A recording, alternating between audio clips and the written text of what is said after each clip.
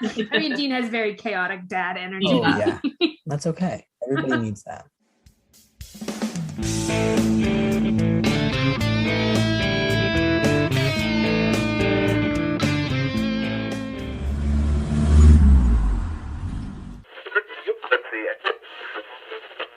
Hello, and welcome to Saving People, Queering Things, the supernatural rewatch podcast where we talk about ghosts, road trips, and free will through every episode of the TV series Supernatural. Today, we are exploring the second episode of season 3, The Kids Are All Right, through the theme of vacation. I'm Abigail, one of your hosts, and with me today is my co-host Noah and returning fan favorite Renny. Hello. Woohoo! Welcome back, Renny. I didn't know I was a fan favorite. Yes. Is that true? Definitely. We've heard reviews. Yes, Wow. people like your takes a lot. You have good takes.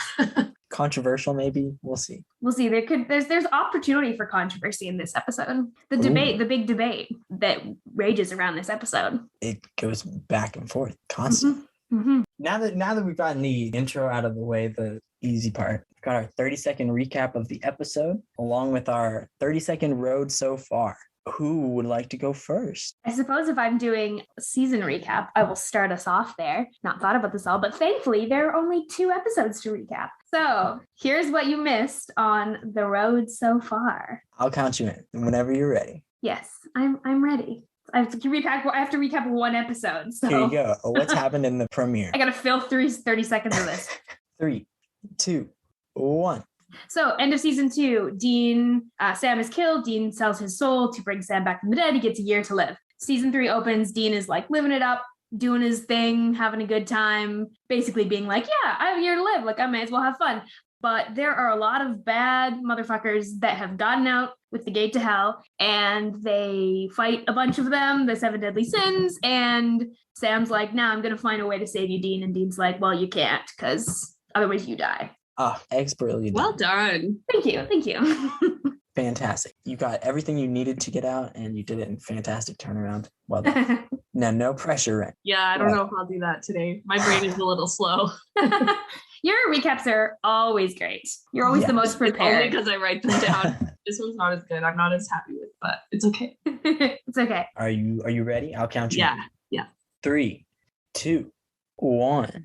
Go. Okay, so Dean wants to investigate a man falling on his power saw because there's a woman he slept with in that town. So they go to see her. Ruby shows up and talks to Sam. A little girl in the neighborhood, Katie, is being creepy as fuck, so her mom drowns her, but she comes back. Dean has a cute but questionable encounter with Ben. The boys discover the kids are changelings and that Ben is one. They rescue the kids and destroy the mother changeling. Dean learns he is in fact not Ben's dad, but part of him wishes he was. He wants to stay with Lisa and Ben, but feels like he can't because it's not his life. Sam learns that all of his mom's friends are dead. Ooh, dang. Yeah. That's very well done. I missed one detail. What detail did you miss? Ruby's a demon. Oh, yeah. Oh, yeah. Right. I mean, you could have shoehorned that in earlier. Ruby is also a demon. I could have, yeah. I should have. But it's okay. It's I okay. messed You up. did great.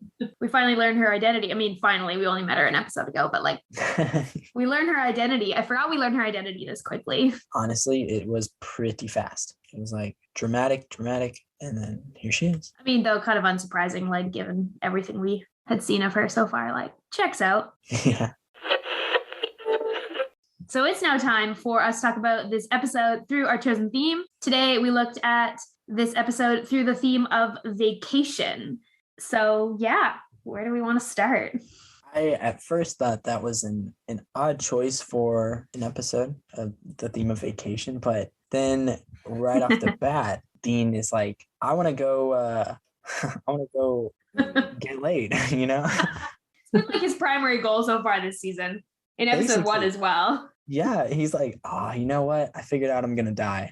Time to get some before I do. So that's basically his whole motivation in this episode. He wants to take a little vacation from the hunter life, and through the form of a hunt, which is a little peek at his unhealthy coping mechanisms. But he wants to take a little vacation there, and that influences the whole story. So it really worked with this episode. I liked it. Yeah. Yeah. My first note about this episode was that like Dean wants a vacation, but instead he kind of gets a kid, which yeah, because of a previous vacation, it seems like he took like 8 years ago. Ooh, yep. But he Yep. does kind of get a vacation from it seems like he's purposely taking a break from worrying about his death. Mhm. But Sam does not get that vacation in this episode. That is a really It almost seems like if Ben was related to him, maybe he would have fought harder to get out of the deal and get out of the life. Ooh. Interesting take. Leads right into the big debate around this episode, and the introduction of Ben and Lisa is the question, because this is hotly debated. It's his kid. Is Ben his kid? I think it's actually Jensen's kid. Whoa. It's like, whoa, that kid looks crazy, does the same mannerisms. Honestly, kudos to the kid for that performance. He did great. Great acting. Proud of him. But it was a little scary. I want to hear both of your actual like opinions on is Ben Dean's kid. Renny and I'm pretty sure you and I have talked about this. Probably. I think yes, 100%. Yeah. I don't think so. I don't think she would lie about that. Her whole blood test thing, like you have to have like, yeah, I don't know. I just don't know why. Like, I don't see her lying longer term, but I don't know. If they like hooked up, Dean would have been like 18. Yeah. So her like, and if he like rolls back into town and she doesn't really know him, and you're like a single parent, and you're like, even if this is even if you are the dad, and you go through that kind of shit, and that's what he deals with all the time, then you kind of don't want that around him anyway. You kind of go like, maybe if I tell you. She describes him. She's like, what? I have a type. Yeah, but she may have been referring to him in a roundabout way.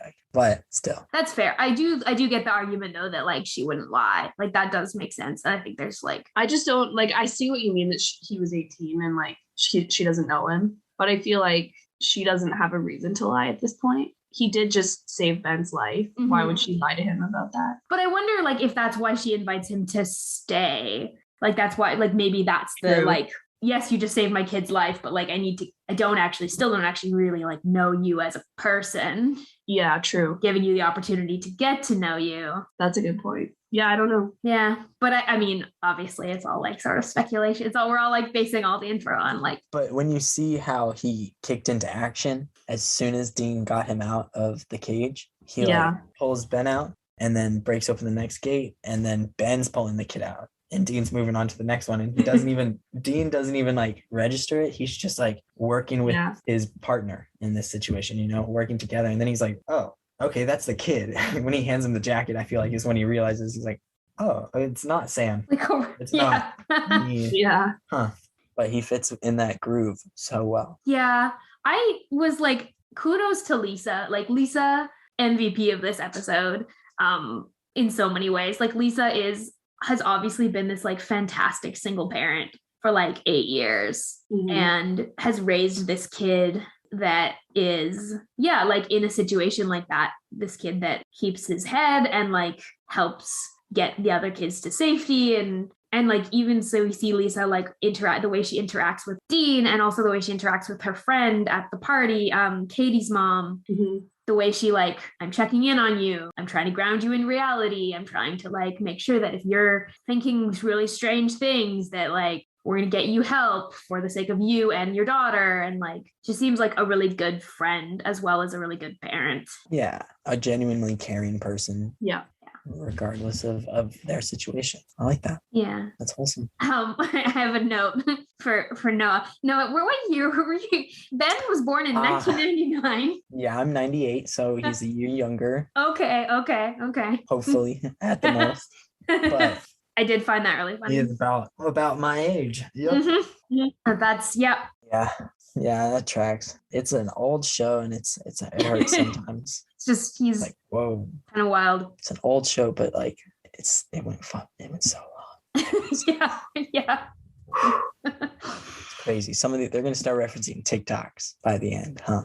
I don't think they ever. I think they do. Just missed that cutoff. The final season came out in like 2020, right? Yeah. Right around the trade-off. Fortnite? I don't know. I don't think there are any Fortnite references. No. I really hope not. I don't remember any, but I also don't know enough about Fortnite to know them. The only things I know about Fortnite are the things that like my grade 1 students tell me about Fortnite. Yeah. That's fair. I have another vacation note. Do you want that? Yes. I didn't have very many, but this was my other one, was that I think Lisa and Ben at this point represent vacation for Dean from his life of hunting. And he wants to give into it. At the end, you can kind of like when she invites him to stay, you can see that like war in his head. Like part of him does want that life with them. But he resists it because he just says like, that's not my life.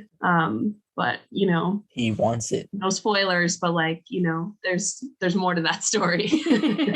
I think, yeah, that's a really good point. Like I think there's like two reasons that I can think of like why he doesn't stay. And like one is Sam, obviously he's not going to leave Sam. Yeah, and the other is that like, if he stays, he knows he's dying anyway. And if they get attached to him, like if he gets invested in their life and they get invested in him, like he's like, this 8-year-old kid is going to get attached to someone who's like got a year to live. Yeah. Someone who's going to like die. Not even at this point. And so even if like Dean, like from the selfish perspective of like, I could have some family life in a way he doesn't have. Yeah, he won't allow himself that even in a vacation sense, even like temporarily, which I always find really interesting. Yeah. He's like quite happy. Like we saw that in episode 1, he's quite happy to just like be going and doing all of these fun things. He's happy to be like having a bunch of one night stands, you know, just living it up.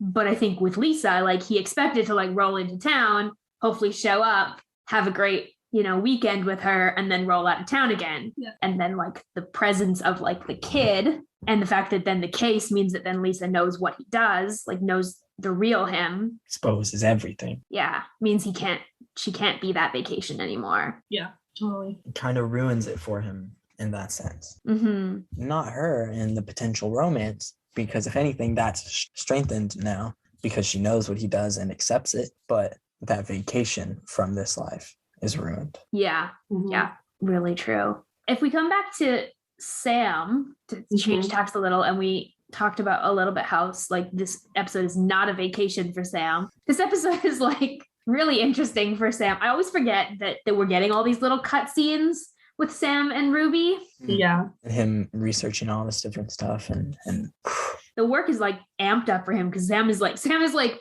doing the opposite of taking vacation. He's literally working 2 jobs. He's working the current job and the get Dean out of hell job. Yeah. But he's having to work the getting Dean out of hell job secretly. Yeah. Solo. With the pizza line. The pizza line is so funny. Sam cannot think on his feet at all. Not a chance. The team accepts that too. Like there's no way. That's the most unbelievable thing. We're in a restaurant. Like we're in a restaurant. I just wanted a pizza. Like Dean's like, okay, weirdo. And they move on. When he researches all of Mary's friends and goes back to Ruby, the raw anger with which he basically out of nowhere, he's like walking, and he's like, "Rrr." I was like, damn, okay, Jared, he got mad. And justifiably. He has not been on a vacation at all at any point since Dean told him about the deal. He's been like on that grind trying to find answers, and now he's mad. It's great. And now he's like finding out like not only is he like no closer to answers about Dean, there's now all this rumoring that like the stuff with the yellow-eyed demon isn't actually done. It's something that this, you know, didn't end when they killed him. And, you know, and that it's like more linked to Sam and to their family than they previously thought. Because all of a sudden, like Sam's finding out that not only was he targeted like with the demon blood as a baby, but everyone connected to their family has like been systematically picked off. Wiped out. And the question of like, why? Yeah, because someone didn't want them to know something about them. Clearly. This is also... They've called Sam a bunch of different names in the past, Chosen One and whatnot, but this one she calls him the Antichrist, which was I don't remember them mentioning that before. But... No, that's new. Last episode we had the first appearance of the Boy King label with Pride calling Sam that. But yeah, they literally threw around the Antichrist word. I said, okay. Yeah. And Ruby says like the demon's dead doesn't change the fact that you're special. And then like when I think it makes sense that Sam gets as angry as he does when it's revealed that she's a demon. Oh yeah. Because all of a sudden he's like, I am being played again. He's like, you are doing this for your own purposes. Like you are trying to manipulate me. Yeah. And he just spent the entirety of season 2 being manipulated. But she did execute like 3 or 4 demons for him and Dean. Which I think is the only reason he doesn't kill her, honestly. Yeah. He's got to figure out why the hell that happened. And now she said, I can help you with the deal.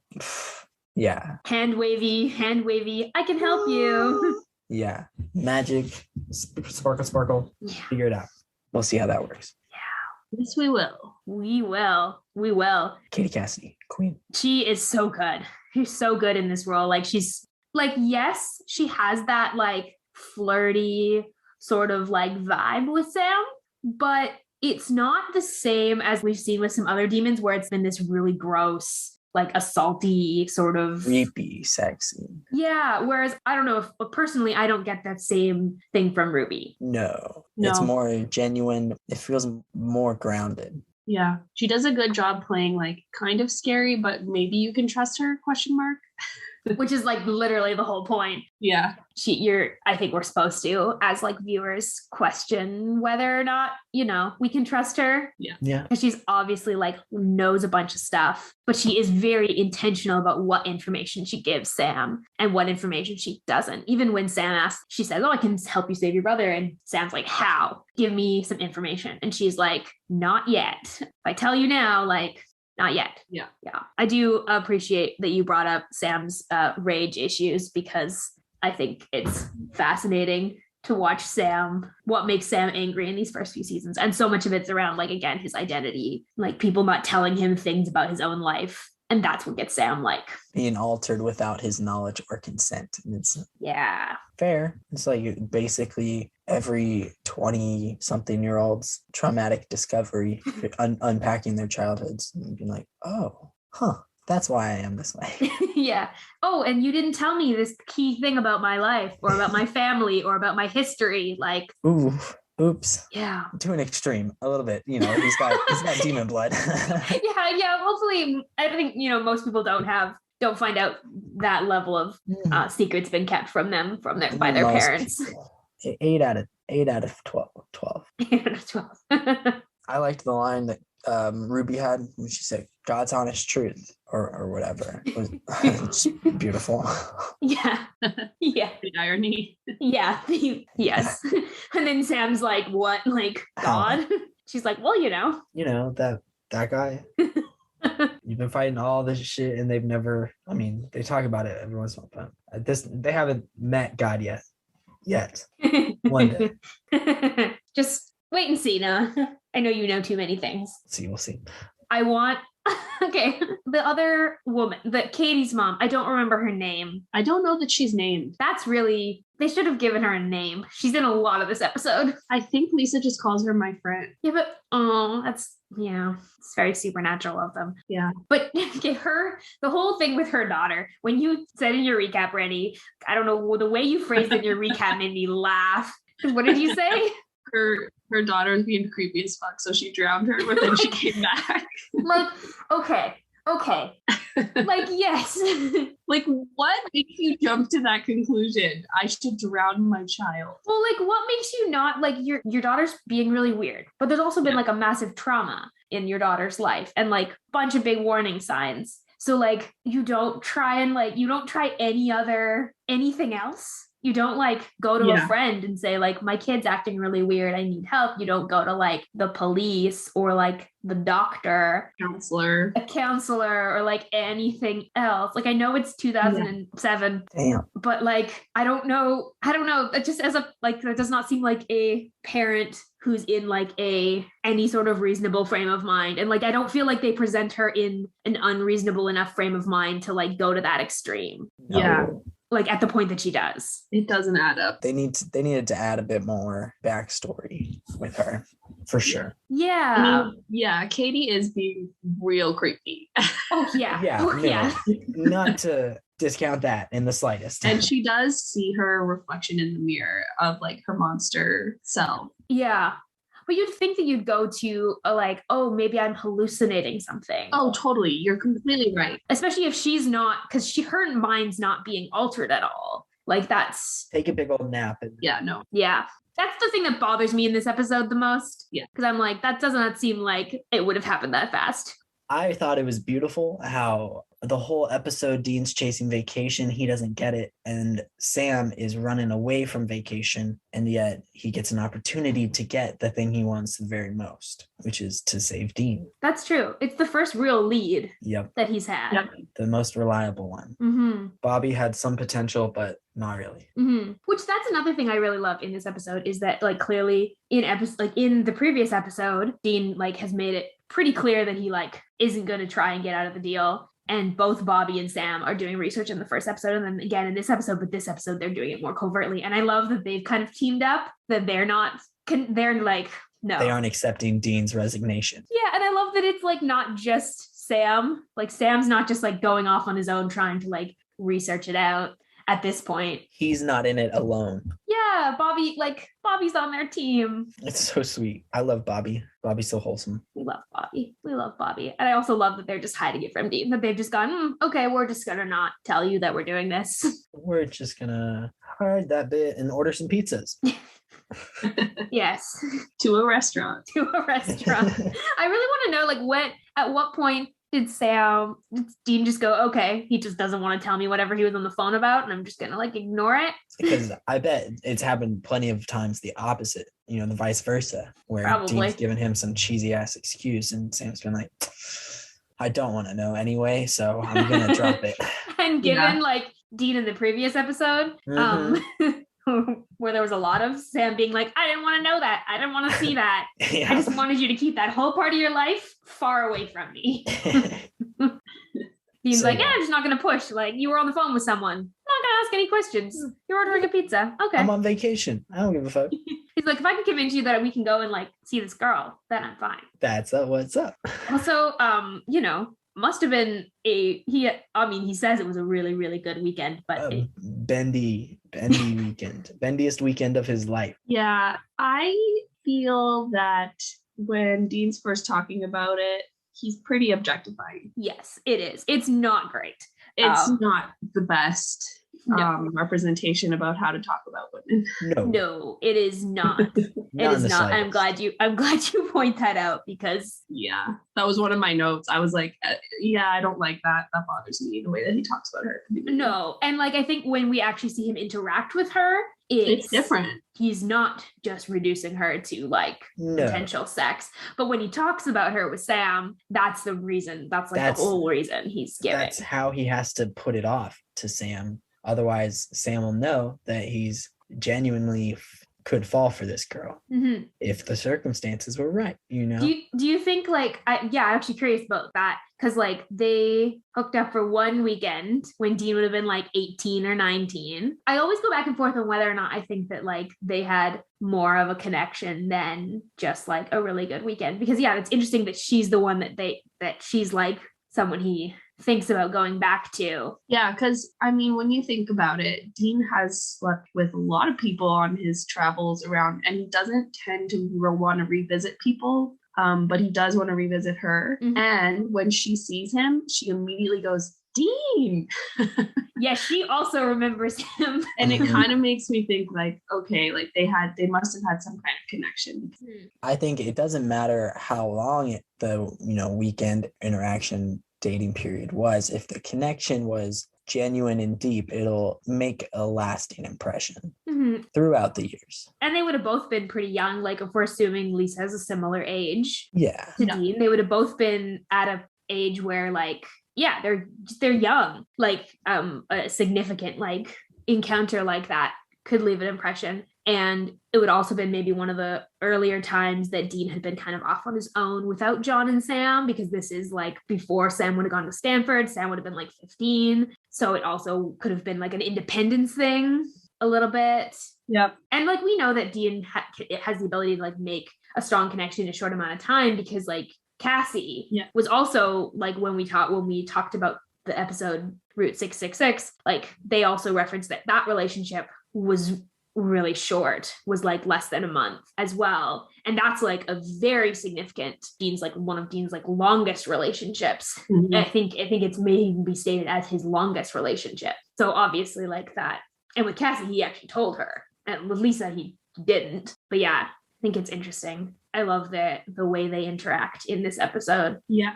And at the end of the episode, they obviously have much more of a connection than they did before. Mm-hmm. Yeah. Even more genuine. Well, and she actually knows, like and like how often in all of the like random, the people and all the people that Dean's met and all the people that he's spent time with or slept with, like how often have they been someone who like has known about what he does and has still been interested in maintaining any kind of connection? Like very rarely has that happened. Super rare. I mean, yeah, we haven't seen that many.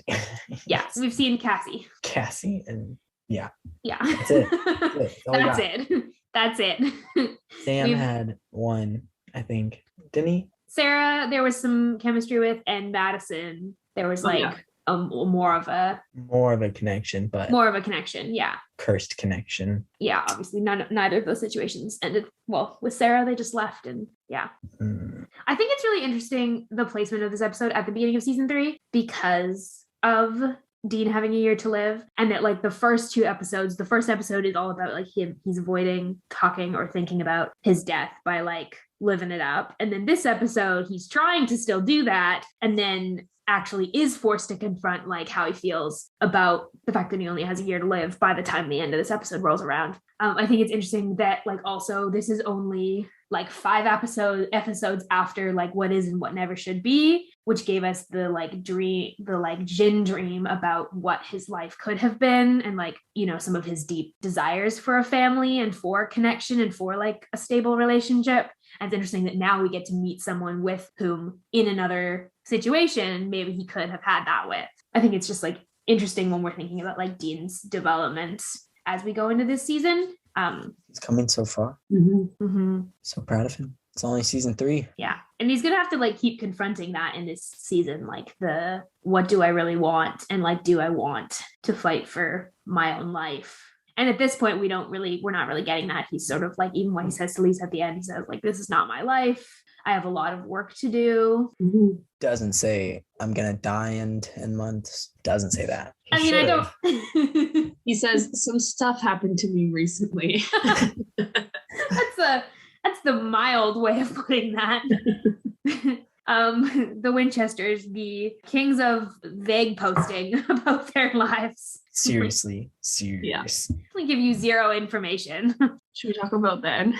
Yeah, let's talk about Ben. I love Ben. I love this kid. Me too. Ben is so cute. The bullying scene, he kills it.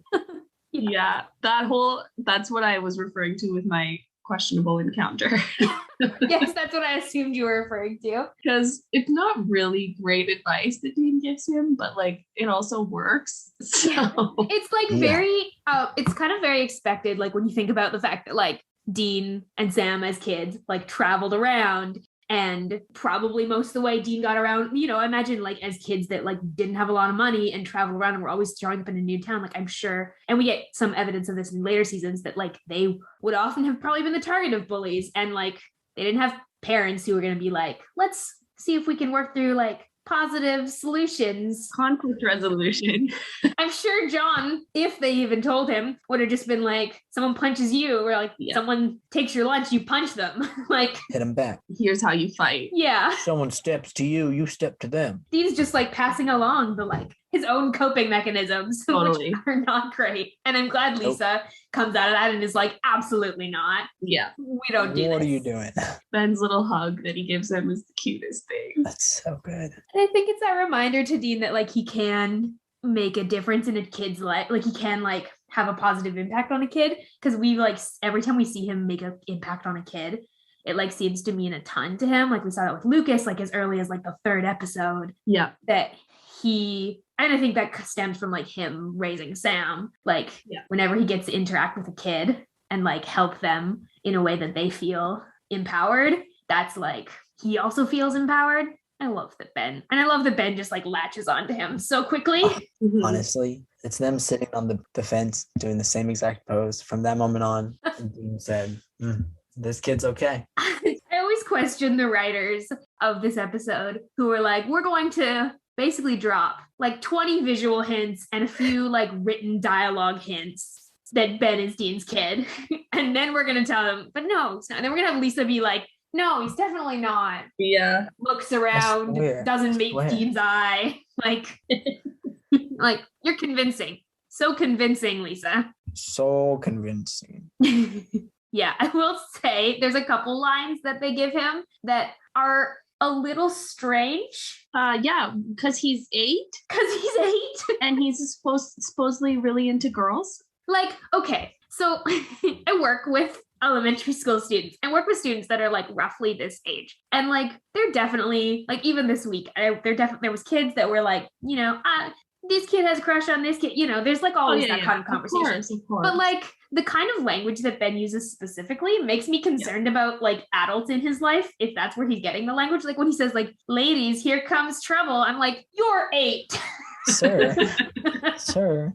And that moon bounce, it's a chick magnet. Like, what? No child would say that unless an adult, they've heard it from an adult. That's just them reaching to like make him seem like Dean, I feel like. Yeah, that's why I don't love that, because it does feel like if a kid actually said that, I'd be like, that's not a great attitude to have about women. And some adult in your life is passing that on to you as a like funny line. Yeah. To like make him seem more like Dean. The things I do like that make him seem like Dean are like the things like the way he eats the cake. Like they're both just like, yeah, it's very funny. Iconic, honestly. Yeah, the AC/DC rules, like all of the like, yeah, those things. And what you pointed out, Noah, about him like helping the other kids get out of the cages and like get out of the window and stuff, like that similarity with Dean is really endearing. Mm-hmm. So cute. The jacket, like that's the detail that I had never noticed before that I noticed this time, where when he like takes off the jacket so that Dean can like cushion the glass to get them out. And I was like, that was a really smart, that he like instantly went to that. Was Dean was looking for something and he had already figured out what Dean was looking for and figured out a solution. He was like, here you go, I got you. Very, very in sync. And like, I had not thought of what one of you said earlier about. That's when Dean realizes his partner isn't Sam or John or someone hunting. Yeah. It's his son? Yeah, because at this point he's really still not convinced that this isn't his kid. He's confused, and at this moment confuses him all the more. yeah, how seamless it is for him to like this kid to work with him in his flow. Also, I feel like we don't talk about this enough when we talk about Ben potentially being Dean's kid, but like if Ben is Dean's kid, then like Sam is his uncle. Yeah, and I really would love to have seen Sam be Ben's uncle. Oh my God, that would have been so cute. Because I feel like Sam would be a really good uncle. Yeah, that's really sweet. Like, for sure. He'd be so sweet, so funny. Yeah. He'd just be that like really grounding sort of presence, that really like consistent person. The stable relationship in a kid's life, and Dean is a chaotic dad. Yeah. I mean, Dean has very chaotic dad energy. Oh yeah, very much so. Sure. Very much so. That's okay. Yeah. Everybody needs that. Doesn't mean he'd be a bad dad. No, a fun dad. Mm-hmm. Well, that seems as good a point as any to move on to our going meta section, where we are tracking lore, the Bechdel test, pop culture, gaydar, and many, many more. Yeah, so Bechdel test. Kinda. This is the closest we've gotten to a passing grade in a while, I think. Yeah. We have Lisa. I don't remember the other mom's name. And one, if she's unnamed, then that it fails on the unnamed part. Yeah. I'm gonna look up if she's named. Ooh, IMDb says Katie's mom. Oh, okay. So we do get a name here, Dana. But I genuinely can't remember if that might be a credited name. I'm not sure if that's actually spoken in the episode. I don't think it is. I don't think it is either. I think we go by IMDb's rule, because the fandom may have filled in stuff from a cons and whatnot and other established canon. But yeah, if it's not, she's not named on screen, doesn't count. We have Ruby, but she doesn't talk to Lisa. That's good. I don't want Ruby talking to Lisa. No. For Lisa's That's sake. probably a bad thing. That's probably a bad. That's not ending well for Lisa. And I really love Lisa. If it wasn't clear in this episode, I have a great fondness for Lisa. She sometimes gets a bad rep in the fandom, but I really don't understand not liking her. I liked her. Katie didn't talk to Lisa at all, huh? She talks to her mom, but only when she's a changeling, so she's not actually herself. Yeah. Yeah. She's not actually like. So I say don't count it. Not a pass. No, not a pass. Yeah. Womp womp. Not a pass. I'd be like, so get this. I was looking into the lore. This is the first introduction of Lisa and Ben Braden. That's big for lore. Yep. Significant. We get some more changeling lore, kind of. They talk about how the young and what they do, and then they hide the kids underground. They mention that, but it's not really well established. No, and it's a little hand wavy information wise. They're trying to do a lot in this episode, and I think that's why the actual like changeling plot is not super great. Like we kind of talked about a little bit earlier with Katie and her mom. Like it's not super great, that actual plot, because they have to spend so much time at the beginning establishing who Lisa is, who Ben is, Ben and Lisa, and Dean's relationship to them. They have to cut away to Sam and Ruby a bunch of times. So like they don't get a lot of time to actually do the hunt. The hunt isn't the focus of this episode. Yeah. But Dean's question about his son and Sam dealing with Ruby is significantly more important than the hunt. Yeah. They don't screen the screen time of those two plot lines in an amazing way this episode, I feel like. No. They're taking steps towards normalizing demons by having Ruby as reveal herself as demon, and is kind of changing some demon lore there, adding to it. Yeah. Showing a demon that would kill other demons. Yeah. Haven't seen that before. And a demon that's like blending in a bit more with humans. Like she's sitting eating fries, and like until she reveals that she's a demon, I don't think that's really what Sam is thinking she is. Oh, yeah. Not the first thing on his mind. Which for sure. A lot of other demons have kind of just pretty quickly revealed that. I mean, Meg hid it in some scenarios, but Meg had also a very different kind of persona. Yeah, significantly so. Any other like lore related stuff? Obviously, big thing. We find out about that like the Winchester, like a lot of the Campbells, which is Mary's family, has been killed, and like all of their acquaintance, like anyone who seemed connected to them, wiped off the map. Which that's significant. That is very important. Yellow Eyes is influencing stuff further in some way. Unclear at this point. Yeah, it's unclear. Like it's interesting because obviously Sam and Dean like grew up on the road, so they don't appear to have had a lot of connections with Mary's family or with any of like their old life pre-Mary's death. So this is in a lot of ways Sam digging up a lot of people that presumably would have like just basically watched John and Dean and Sam like disappear after Mary died. Yeah. Like these are people who probably haven't had contact with them since maybe before Mary died. And now they never will. Whoa. Yeah, moving from like lore to Lost Cannon Jar. They are, Noah, you shouldn't listen for half a second. I think that it's interesting. Like in terms of lore, there is some inconsistencies in terms of the people that Ruby says are all dead. Yeah. Oh, yeah. That is not as straightforward as Ruby makes it seem. Yeah. That's, if you haven't watched much further in the show, that's hopefully enough to not spoil anything for you. But for those of you who have watched it, that is an inconsistency with some later things you find out. I'm gled you caught that. Okay, you're good, Noah. Well, let's move into our pop culture trivia section. My favorite section. It's the most fun, honestly. The most lighthearted. All the fun facts. We get to put aside all the trauma for a little bit, and we get to talk about the cool things.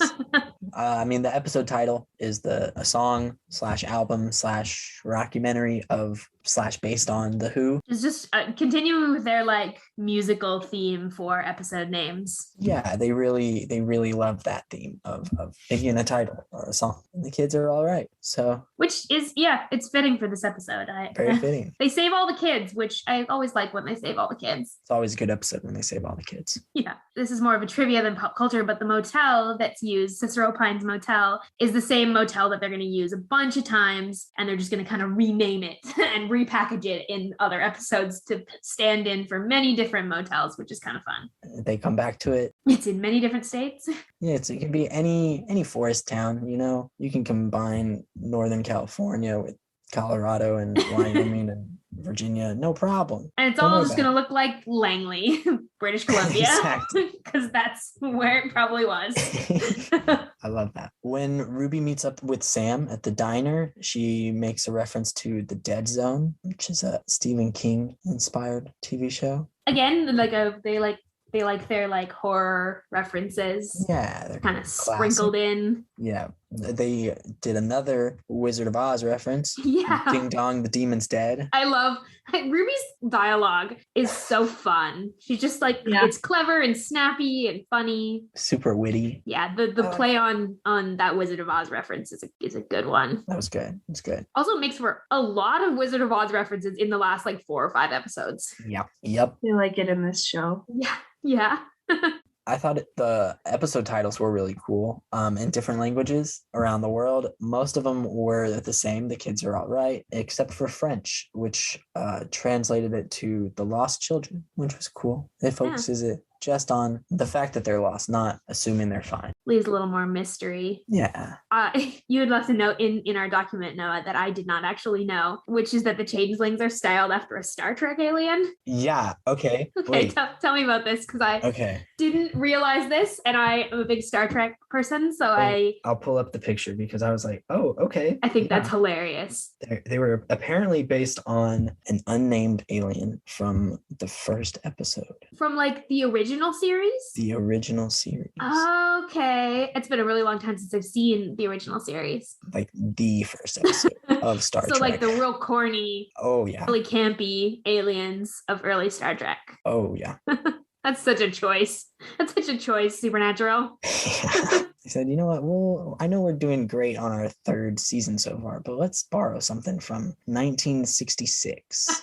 That'll be original. Yeah. Oh, okay. I lied. It wasn't the first episode because there is an episode 0 on season 1. So it's episode 1 of season 1, The Man Trap. Oh, it's from The Man Trap. Yeah. So if you want to see something fun, look up Star Trek The Man-Child and the alien in that episode and compare it with the changeling in this episode, and you'll get a good laugh. It's a little, I mean, they do it a lot better in this one. I'll give them that, but... Well, 1966, 2007.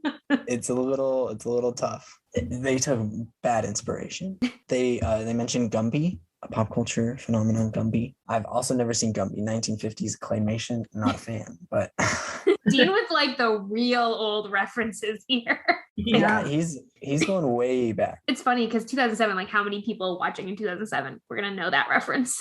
Yeah, like right. Dean was born in 1979. That's like old. That's like something from the 50s is like old even for him. Yeah, but maybe it's because he was raised like watching Motel TV. I think that's why his references are all very that kind of genre of the kind of thing that gets like rerun on television for decades. Yeah. Next up, we have Gaydar, which has really become our code for this is where we talk about sexuality, gender, relationship dynamics, anything that kind of fits under that really big umbrella as we are, saving people, queering things over here. Obviously, this episode features the second example of Dean having a more like emotional connection with a love interest, potentially. I liked the notes that you put in here. Oh yeah. At the beginning of the episode, Dean his whole entire motivations are wanting to get laid, seemingly at the beginning. But by the end of it, he thinks he has a son, and that really has a significant impact on him. He's a little relieved, a little worried, a little concerned whenever he finds out that whenever she tells him he's not. But a little disappointed, she points out. She's like, you seem almost disappointed. Which I think she's proud of. I think she's glad about that. It's a good sign to her.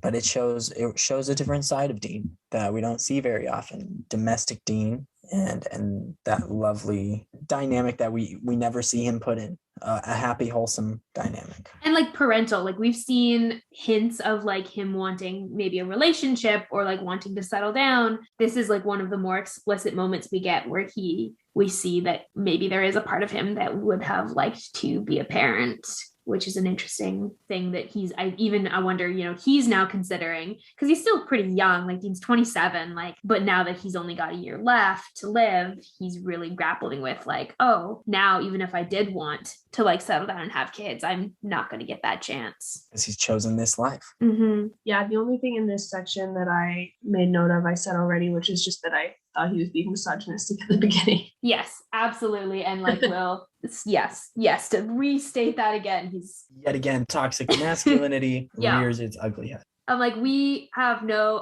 there's no issues with like the fact that like Dean likes sex, likes to stew. Oh God, no, That's cool. But the way that he, like Dean being sex positive, absolutely great. Totally cool with that. Dean being kind of a misogynist and like Not cool. speaking about women in a way that like boils them down to just their sexual appeal to him. Not cool, not acceptable. Gross. Very 2007. Yeah, very 2007 of the writing in them. And I'm really glad that they do, once he's actually interacting with Lisa, that they do pull that way back and he doesn't make gross comments about her or to her. Yeah. And like you said, she is represented in a more holistic, like I'm a full human way. Yeah. Which I appreciate.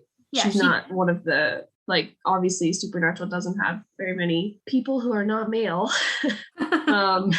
But she's one of the few that I think has like a full character and something to say and a point of view, and she's complicated and an impact. Yeah, even in this one episode, she gets to have she has her own voice and her own like life and identity, and it's not entirely wrapped up in a potential for her to be with Dean. No. Like there's never really a point until the very end of the episode. It's very clear that like she's not interested. Yeah. She's happy to see him at the beginning, but she's not interested and she's not falling over herself to be like, oh, this one great weekend I had 9 years ago, I'm ready to rekindle that. She's like, no, I got my life, I have my kid, like that's my priority. Which is realistic. Yeah. Yeah. And I think that like, even just like thinking about the fact that she would have been like a really young single mom at like 19 or 20 and would have, has obviously built this like whole like life and community for herself. Like the amount of people that were at that party for Ben, like, oh yeah, she's got she's people. Doing great. Yeah. Lisa's going to be fine. Lisa's going to be.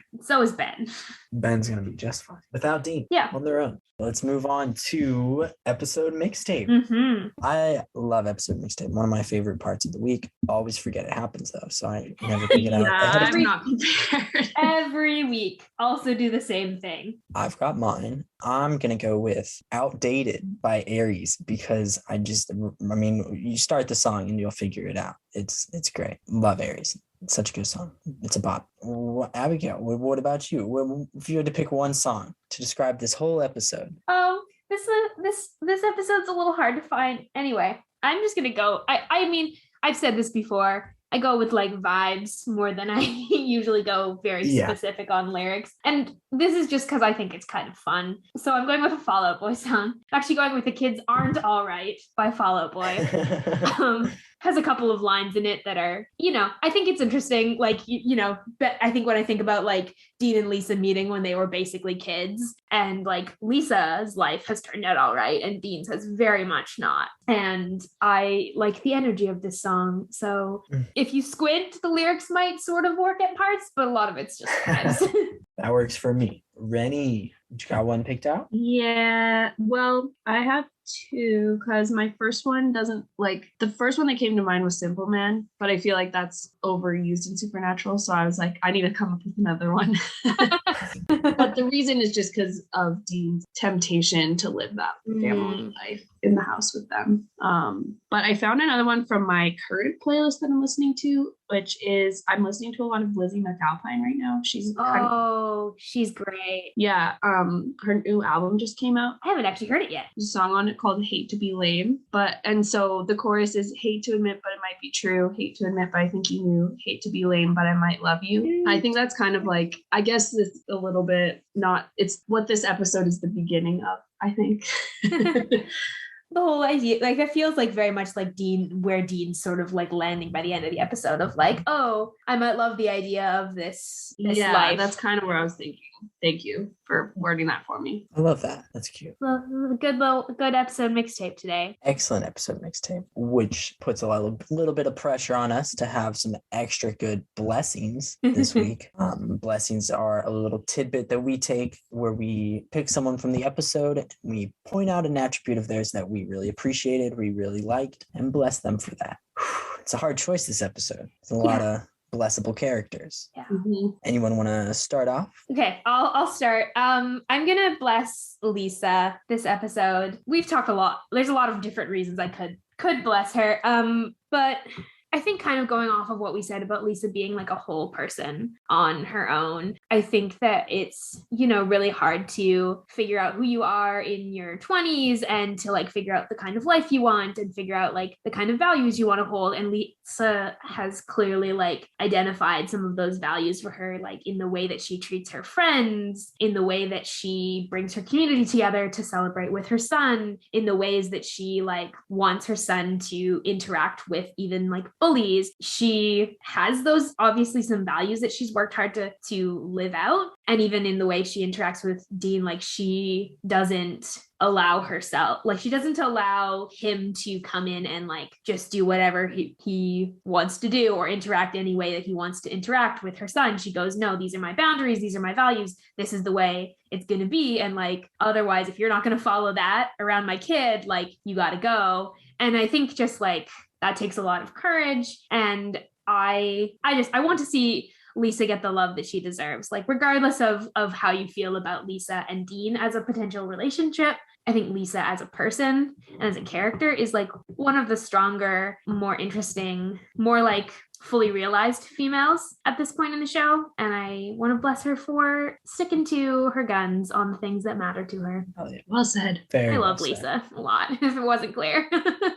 Yeah, me too. Like defend any supernatural woman who actually gets characterized interestingly. Defend to the death. Both of them. Both, you just say both of them? Yeah. Oh. I'm kidding. There's plenty more, but there should be more. Yeah.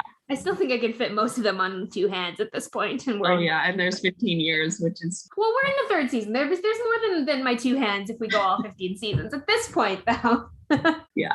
I'm going to take this opportunity to bless Ben because I really like Ben. I think he's got such potential. I think he's going to have some hard times coming up. And I think he needs all the blessings he can with controlling himself so he doesn't turn out exactly like Dean. Because if he's got all the Dean potential, there's a lot. If Dean went down a darker path, he'd be a lot more dangerous and out of control. So I hope Ben does well and has a bright future and is surrounded by beautiful people who inspire him to his best potential because he deserves it. Aw, I like that a lot.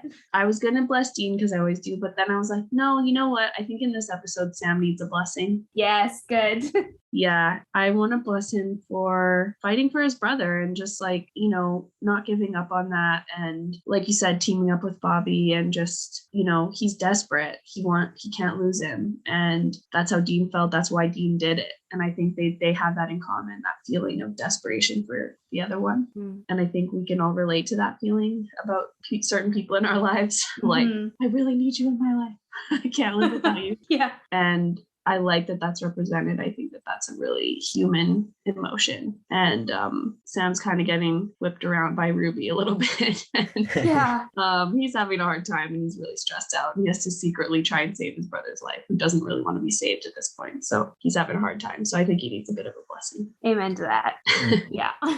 Love Sam. He deserves so much. Yeah. Thank you, Renny, for that lovely blessing to close off our discussion of this episode. And thank you so much for being here with us again today. Hell yeah. My pleasure. Thanks for having me. Always. Anytime. Just hit us up. You'll be on another one. No problem. It's a pleasure having you. Thanks, Noah. Every time. We'll hang out.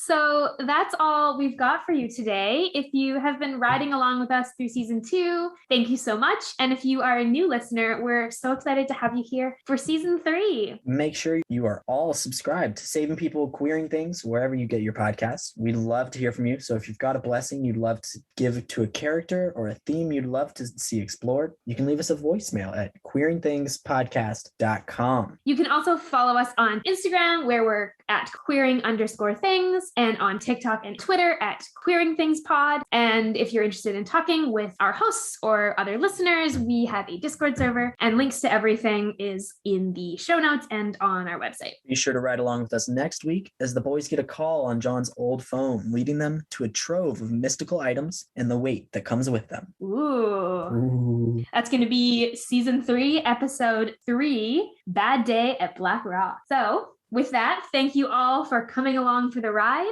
and we wish you a peaceful road until we meet again.